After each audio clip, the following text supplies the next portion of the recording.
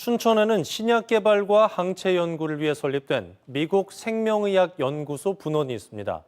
스크립스 코리아 항체 연구원인데 지난 10년간 강원도와 춘천시로부터 모두 200억 원을 지원받아 왔습니다. 최근 약속했던 10년의 기간이 만료되면서 또 지원해야 하는지를 두고 논란이 일고 있는데요. 어찌된 일인지 최돈희 기자가 보도합니다.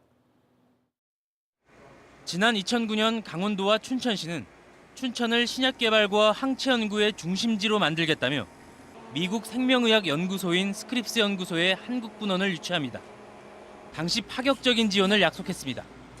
10년간 도비와 시비, 정부 협력기금 등 모두 300억 원을 지원하기로 했습니다.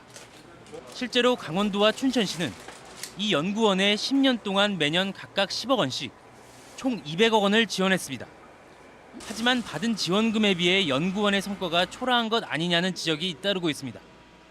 특히 이렇다 할 연구 실적이 없고 실적 보고 같은 예산 지원에 대한 적정성 평가도 전혀 이뤄지지 않고 있다는 겁니다.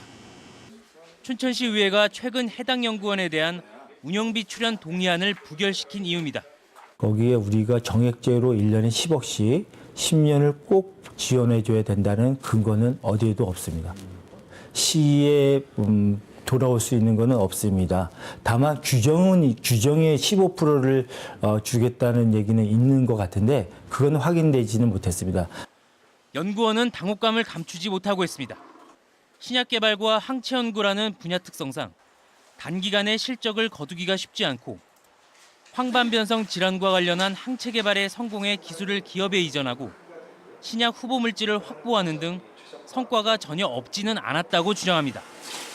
다만 실적 공개와 연구 인력 확보 등 당초 약속했던 사안 중 일부를 지키지 못했다는 것은 인정합니다.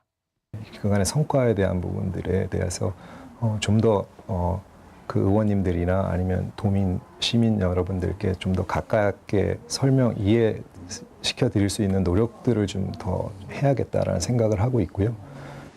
연구원의 성과 논란이 일면서 강원도의회는 지난해 말 연구 실적에 대한 보고를 3년마다 받고 공무원을 연구원에 파견한다는 조건으로 연구원 운영비 지원 동의안을 통과시켰습니다. 지온뉴스 최동희입니다.